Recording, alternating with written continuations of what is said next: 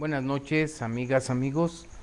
Una vez más, como todos los lunes a las 8 de la noche, su programa, Tu Diputado TV, con el tema de adicciones. El día de hoy nos acompaña, como siempre, nuestro psicólogo de cabecera, el licenciado Ramón Vilar. Perdón, Hola, José. Ramón Vilar. Y el día de hoy tenemos un tema bastante interesante en relación con las preguntas que nos hacen favor de mandarnos sobre el aspecto espiritual y el aspecto religioso en la prevención de las adicciones. Obviamente nosotros sabemos que los que tienen de nuestros amigos, nuestros familiares, nuestros vecinos, algunos problemas de adicciones, nos damos cuenta con cierta preocupación que están inmersos en un mundo muy especial, muy de ellos, que no permiten que entre el aspecto religioso, el aspecto espiritual. Entonces vamos a ver aquí algunas experiencias de personas que tuvieron el problema o tienen el problema y que sin embargo a través de canalizar el aspecto espiritual y el aspecto religioso a este tipo de problema han tenido alguna solución a ellos, o por lo menos han detenido hasta cierto punto el problema de las adicciones. En ese tenor quisiera preguntarle a Ramón, como psicólogo, hasta qué punto puede intervenir un aspecto de despertar espiritual en las personas que tienen este tipo de problemas.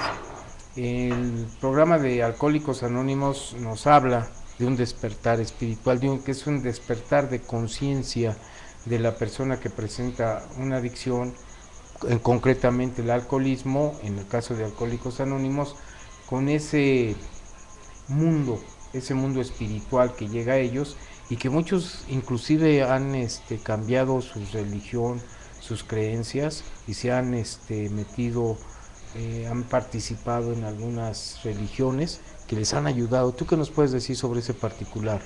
Sí, mira, buenas noches primero. ¿Jesús o José? Jesús. Ah, bueno. El tema es muy vasto y tiene muchos puntos por donde llegarle, ¿no? Primero, se habla de bebidas espirituosas, ¿sí?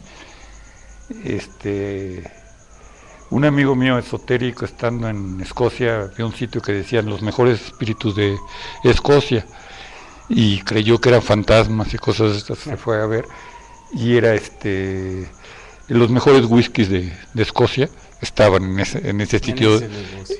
Le llamaban espíritus a la acción del alcohol, ¿sí? Desde las fiestas de Baco, de siempre ha tenido un aspecto religioso, como todas las drogas, ¿sí? El tabaco quiere decir en Caribe la palabra de Dios, porque era la manera en que hablaban, en comunicación con los dioses a través de fumar, ¿sí? Y todas las drogas han tenido. El peyote, por ejemplo, en Nayarit, es un aspecto religioso completamente. Todas las drogas siempre han tenido una relación con lo espiritual. La pregunta que haces es hasta dónde el cambio el despertar espiritual de una persona es. Primero, yo volvería a algo que hemos insistido a lo largo de todos los programas. Hay personas que tienen un problema orgánico y yo creo que esas no pueden ser, son los eternos recaídos de Alcohólicos Anónimos, los que no entienden con Alcohólicos Anónimos. Sin embargo, los que, y lo comparemos con la diabetes, los que han adquirido la enfermedad por una mala dieta, digamos, que son personas más que adictas con problemas de adicción, estas sí, este despertar espiritual tiene mucho que ver. Generalmente lo que sufren este tipo de personas son una crisis existencial muy gruesa, ¿sí? De no saber cómo conducirse dentro de la sociedad, muchas veces por baja autoestima. Son gentes que no se sienten capaces de enfrentar a la sociedad, sienten que están derrotados y el alcohol o las drogas les dan fuerzas para actuar. Esta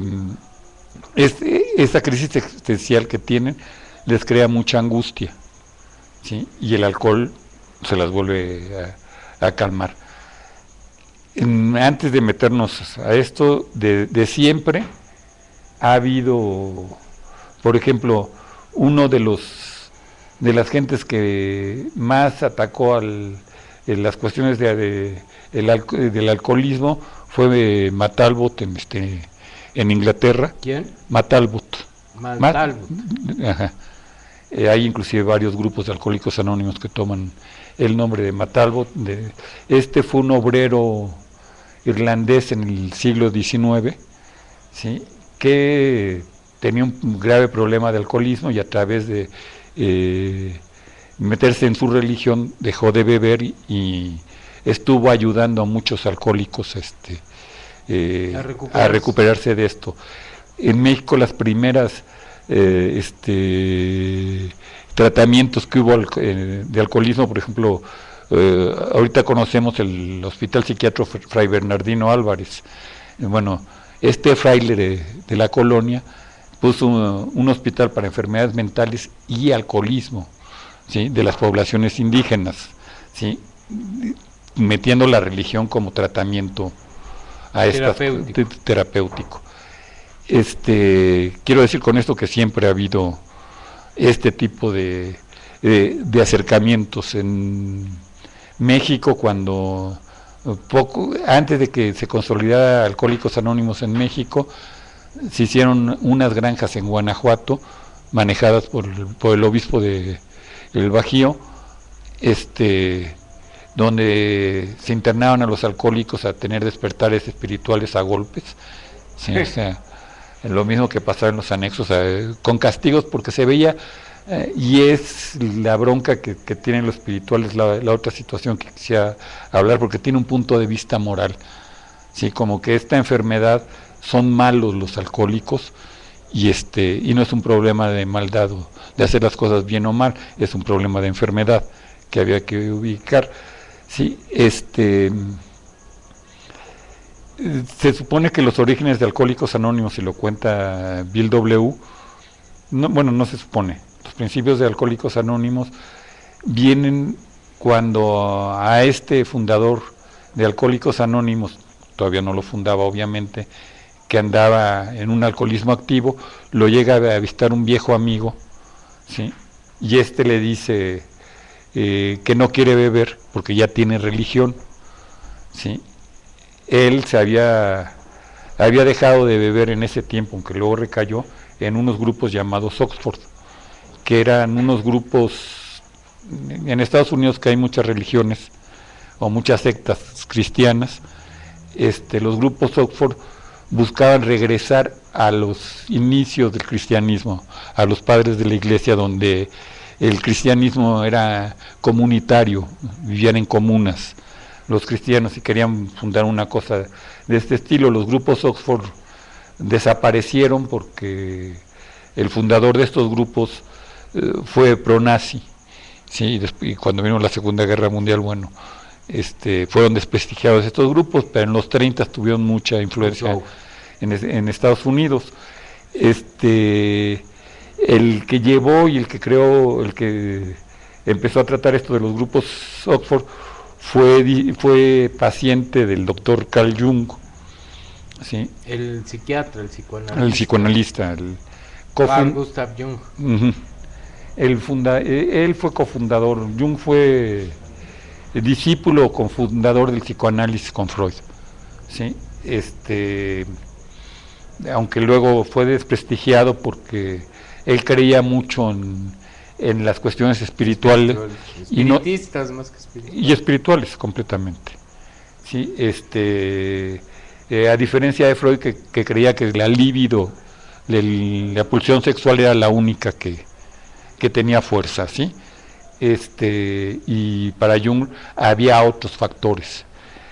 Esta persona del grupo Oxford estuvo como 2 años en análisis con Jung, dejó de beber esos 2 años, y cuando supuestamente estaba curado se fue y se puso una borrachera tremenda, y regresó todo afligido con Jung, y le dijo, doctor, pues volvió a recaer, ¿qué me pasa? Y Jung le dijo, pues miren, yo no puedo hacer nada por usted, yo le sugiero que se meta en un aspecto religioso, a ver si por ahí se puede ayudar. Y le dijo a este hombre, es que yo tengo religión, yo soy cristiano. ¿Sí? Le dijo, no, yo no le estoy hablando que cambie de religión, sino que tenga un cambio espiritual dentro de esto, otra forma de relacionarse con el mundo. ¿Sí? Así empezaron los grupos Oxford a tratar alcohólicos, y de ahí se basa Bill W. Bill Wilson, este señor, después de haber hablado con su padrino, ahorita no me acuerdo el nombre de el que le pasó el mensaje, Heavy. Con Heavy, cuando vuelve a beber y termina en el hospital psiquiátrico, que en este hospital psiquiátrico de Nueva York tenían un pabellón para alcohólicos crónicos y ya desahuciados, y ahí iban a meter a Bill W. Cuando está ahí, Bill, desesperado, que era agnóstico, digamos, aunque había sido educado dentro de el anglicismo de esta corriente cristiana, anglicano, en el momento que llega Alcohólicos Anónimos, que llega al hospital, ya no era agnóstico, no sabía si existía o no existía Dios, no tenía una posición sobre esto. Estando en su cama solo, ¿sí? Se acuerda de lo que le había dicho a Evie y le dice, bueno, si existes, manifiéstate. Y Bill dice que se le iluminó el cuarto de repente y que entró un aire que lo hizo cambiar. Le llamó al doctor Silwood, que era el psiquiatra de ahí, y le dijo, oiga, me pasó esto, ¿ya me volví loco o es real que tuve esta experiencia, ¿no? Que hablan de este despertar espiritual, entre paréntesis, o sea, ahí empieza el factor espiritual de Bill.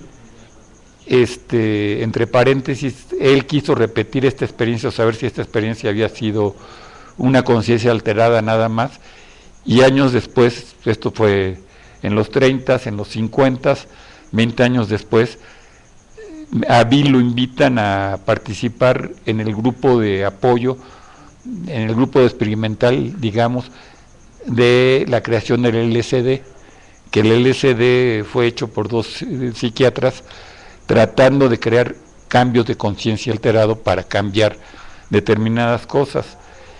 Y Bill experimentó 2 veces con el LSD, no hablo de adicción, sino de experimento con grupo controlado, y dijo que no, que eran 2 cosas totalmente diferentes lo que le había sentido antes. Entonces, bueno, basado en esta experiencia espiritual, se supone que el programa de Alcohólicos Anónimos es un despertar espiritual, lo que se busca desde la derrota del alcoholismo hasta un verdadero despertar espiritual. Uno de los libros básicos en esto, y es el principio de la psicología americana, variedades de la experiencia religiosa. Este libro habla fundamentalmente de experiencias de diferentes santos y diferentes gentes que tuvieron una bancarrota existencial y salieron a través de una experiencia espiritual. El caso que a mí más me llama la atención es el fundador de los jesuitas, San Ignacio de Loyola, que llega a una derrota completamente existencial, estaba a punto de quitarse la vida, se aísla y logra, a través de encontrarse con Dios, tener este despertar espiritual. Esto funciona, y funciona muy bien, si vemos, independientemente de la creencia religiosa que se tiene, el creer en Dios simplemente es creer que existe en el universo, en el infinito, un orden, ¿sí? el adicto está en el desorden absoluto. Cuando encuentra que hay un orden, que hay un principio y que las cosas están en armonía, puede entender que participar en el orden. Si no hay esta creencia, es muy difícil cambiar esta posición. A ver, vamos a resumir. Se supone, y nos estás diciendo, que existen dos tipos de personas que tienen una enfermedad adictiva. Unos que tienen una problemática orgánica, que a estas personas que tienen una problemática orgánica es muy difícil que adquieran a través de un despertar espiritual un cambio de juicio, un cambio de actitudes. ¿Y por qué? Porque tienen un problema orgánico mental. Eso es muy difícil. Hay otras personas, que nos acabas de decir, que tienen problemas existenciales y que para enfrentar la problemática cotidiana, la problemática de todos los días, tienen que acudir a ciertas sustancias, como es el caso del alcohol, como es el caso de otras drogas, para poder enfrentar una vida y tener una aceptación social según ellos, ¿verdad? Entonces requieren de estas sustancias. A estas personas que no tienen un problema orgánico, puede que sí les pueda servir, valga la redundancia, perdón, puede que les sirva el aspecto espiritual. El aspecto espiritual tú lo estás definiendo, independientemente de, pues, que mencionas a psicólogos y a psiquiatras de muy alto reconocimiento mundial, como es el caso del doctor Carl Gustav Jung, y de William James. ¿Perdón? William James es el autor. William James, que es el autor de Variedades de la Experiencia Religiosa, que a ellos sí están de acuerdo que las personas que tienen un problema existencial, que tienen un problema vamos a llamarlo un problema psicológico, no orgánico, pueda a través de la experiencia espiritual tener un cambio radical en su forma de pensar. Y nos haces también una mención de los primeros grupos que se empiezan a fundar con este tipo de situaciones, y hablabas de unos grupos que se fundan en Estados Unidos que se llamaban grupos Oxford, que esos grupos Oxford son grupos de creencia cristiana que quieren regresar a los orígenes, al cristianismo primitivo, a la vida en comunidad. Tienden a captar a la gente, y sí hay un cambio en esa gente, como nos decías la experiencia de este señor Evi, que se la transmite a William Griffith, que es el fundador de Alcohólicos Anónimos. Bill Wilson. Bill Wilson, sí, cierto. Wilson, que es el fundador de Alcohólicos Anónimos, y él experimenta en sí mismo ese despertar espiritual. Y nos haces mención de una situación que estaba ya en el psiquiátrico, y que esta persona empieza a pedirle: si existes, manifiéstate, y que siente una corriente de aire tremenda, y que empieza a iluminarse el salón donde se encontraba, y que a partir de ahí hay un cambio radical en su forma de ser, que en los años 50 quiere encontrar una explicación a esa experiencia espiritual, y empieza a probar con dos científicos que inventan el LSD para ver si produciendo un estado alterado de conciencia vuelve a sentir lo mismo, y dice que no, que es una cosa muy diferente. Entonces podemos concluir que para algunas personas el aspecto espiritual sí sirve, sí les ayuda. Y algo que sí impresionante, porque yo no lo sabía, es el aspecto de Ignacio de Loyola, el fundador de la Compañía de Jesús, que como ustedes saben es una de las partes intelectuales del catolicismo, que estaba a punto del suicidio, que experimenta una experiencia religiosa como William James, que William James, también entre paréntesis, es uno de los grandes psicólogos del siglo antepasado y del siglo pasado en Estados Unidos, y él es el que narra todo este tipo de experiencias como una forma de encontrar un orden. Se hace la concepción de una deidad, es darse cuenta que existe en el universo un orden, y que el alcohólico está en una situación de caos, una situación de desorden, y cuando acepta ese orden universal es cuando experimenta un cambio. ¿Tú has sabido, dentro de tu experiencia como psicólogo, de alguna persona que haya tenido un cambio radical con una experiencia espiritual? Mira, lo difícil es saber qué es una experiencia espiritual. La mayoría de las gentes de Alcohólicos Anónimos, y conocemos gentes con 30 años o más sin beber después de haber tenido una vida caótica con el alcohol, que mueren inclusive en sobriedad ya por la edad. Se van dando cambios de conducta a través de esto. Si han recibido una experiencia espiritual o no al estilo de Bill, no conozco ningún caso así. Conozco uno de Alcohólicos Anónimos que vivía en un cuarto de madera en la colonia Roma, en la azotea, y él decía que se le iluminaba el cuarto todos los días.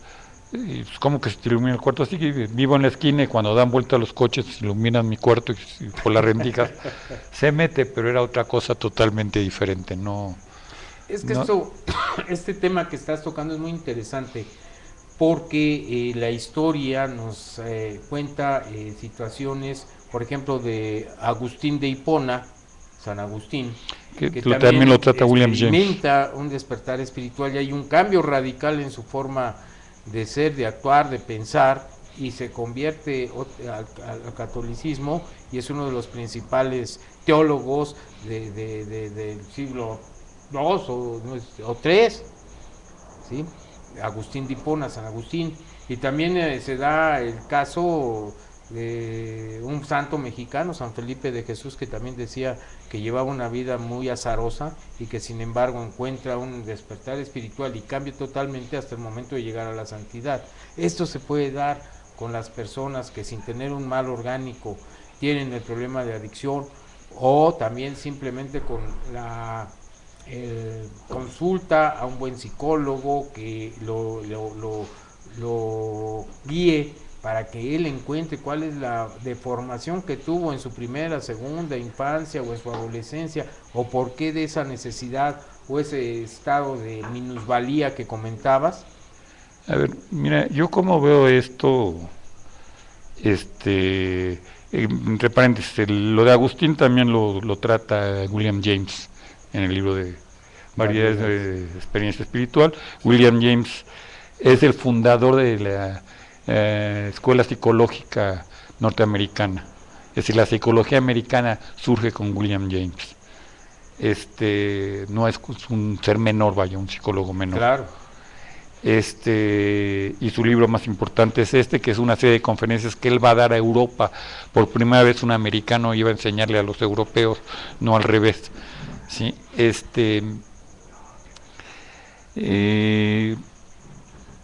En mi tratamiento con adictos,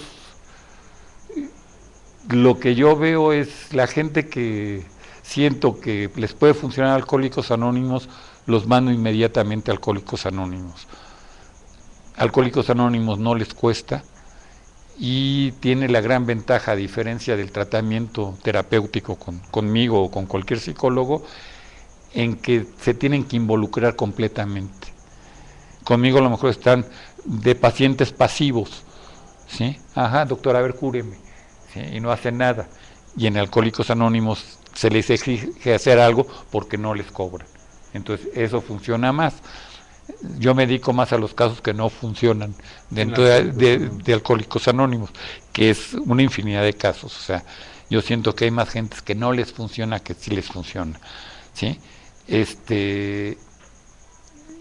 Y es fundamentalmente porque hay lo que hablábamos, sí, un mal orgánico en estas personas, y hay un problema de cambios. No es lo mismo los años 40 y 50 del siglo pasado que 2014, sí, o sea, 60 y tantos años de diferencia han generado toda una serie de problemas más que van más allá, porque hay una confusión entre lo espiritual y lo moral, ¿sí? Conozco muchos de estos enfermos orgánicos que llevan una moral estupenda, que ya quisieran muchos no alcohólicos tener esa moral, y sin embargo no pueden dejar de beber, ¿sí? Hacen sus inventarios morales, que es una parte del programa, el cuarto y el quinto paso, y no tienen nada que decir porque no han hecho nada en su vida, ¿sí? Y hay casos muy patéticos en esto y muy raros, ¿no? Me acuerdo de una persona una persona importante en la sociedad mexicana, que llegó a los 68 años sin ningún problema de alcoholismo, ¿sí? Y a los 68 años de repente agarra el alcohol, ¿sí? Y se la pasa 3 años bebiendo en su casa, encerrado, ¿sí? Y tirado en la alfombra, hasta que la familia busca rescatarlo de esta situación. Esta persona deja de beber en Alcohólicos Anónimos, por cierto, ¿sí? Y hasta el último que sé, pero entrando en consulta conmigo porque no entendía las cosas, primero no se ubicaba en los grupos de Alcohólicos Anónimos, porque llegaban y pues háblame de lo que has hecho, y claro, yo este tipo no había hecho nada nunca, ¿no? Entonces, nada malo. Nada malo, o sea, era un agente de la aristocracia mexicana, de una familia de la aristocracia mexicana porfiriana, que siguió siendo una familia muy respetable. Acá él teniendo varios negocios, siendo un hombre de negocios, etcétera, etcétera, justo con sus trabajadores, todo perfectamente bien, ¿no? Y platicando con él y oyéndolo, el problema de su alcoholismo surgió cuando este hombre se asocia con el suegro de su hijo. El suegro de su hijo lo pone hace un fraude, y este hombre pasa 2 noches en la cárcel, ¿sí?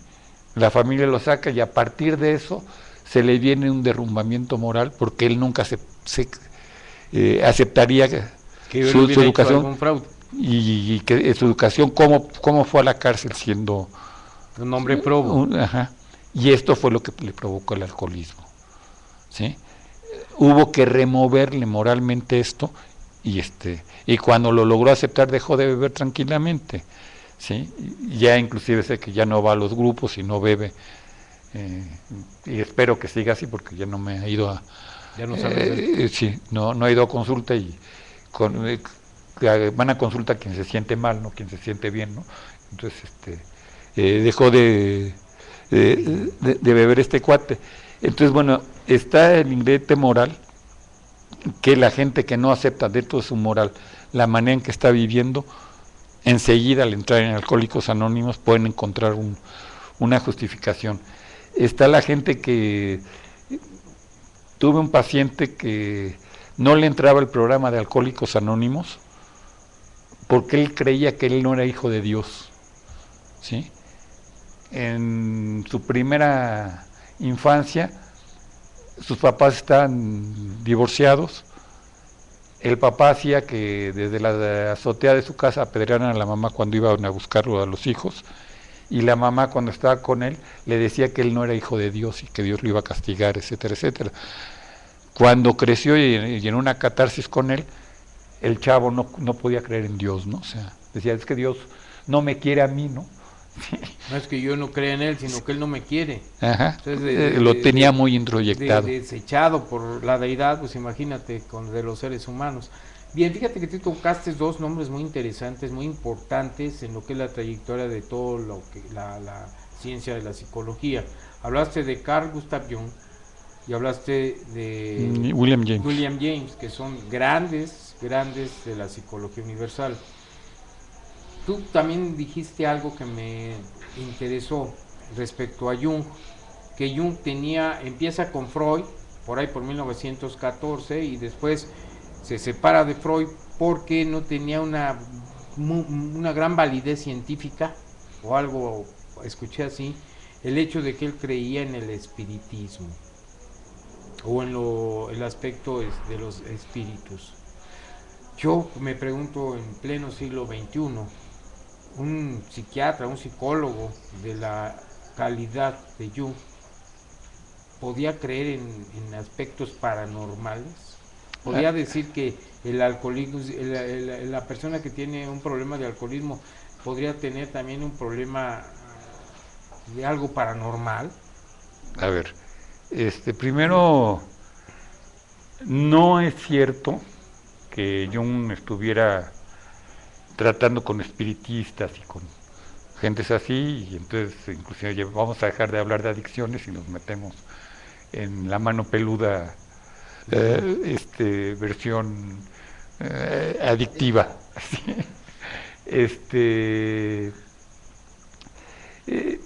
Jung, Freud es el que inventa el análisis y el psicoanálisis, ¿sí?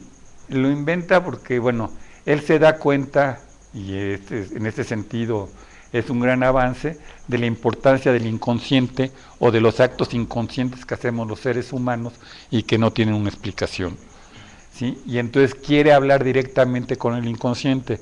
Primero intenta hacerlo a través de la hipnosis, ve que esta no funciona y entonces hace todo el trabajo del psicoanálisis o del análisis psicoanalítico para encontrar esto. Esto se da dentro de la comunidad judía. Freud era judío, y el primero interesado no judío, el primer médico interesado no judío fue Jung. Jung, que está de acuerdo con la teoría freudiana, empieza a ver que hay otros factores que también intervienen, que no nada más es la libido y el impulso sexual, la pulsión sexual.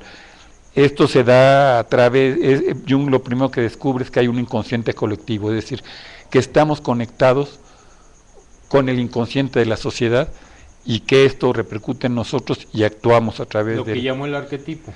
El inconsciente, no, el arquetipo es otra cosa. El arquetipo es, además de este inconsciente colectivo, junto con este inconsciente colectivo, hay toda una serie de construcciones mentales sociales, donde están los arquetipos, que es la religión, que son los valores fundacionales de cualquier sociedad. El padre es el padre genérico, independientemente del padre que nos haya tocado cada uno, la madre, ¿sí? Todo y que todo esto tiene una relación con la historia de la humanidad, que son las religiones.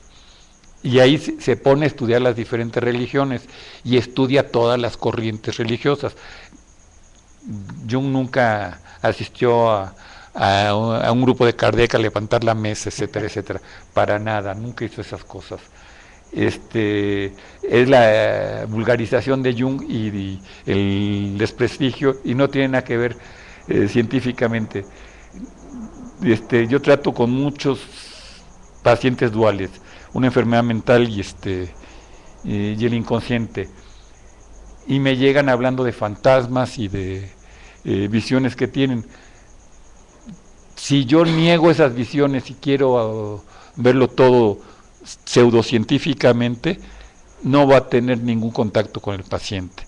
Yo parto de creerles que me están diciendo la verdad, que ese delirio es cierto, ¿sí? De esto podemos hablar la siguiente vez más profundamente, porque ya dicen que se acabó el programa. Pusieron la tarjetita. Bien, amigos, pues nos quedamos en suspenso para ver toda esta serie de teorías que, como comentaba nuestro experto, pues son de gente connotada, es gente de estudio, es gente reconocida mundialmente. Entonces creo que quedaría el tema para ver qué tanto puede experimentar una persona a través de la experiencia espiritual para salir de la problemática de las adicciones. Amigos, amigas, pues los esperamos el próximo lunes a las 8 de la noche aquí en Tu Diputado TV. Muchas gracias.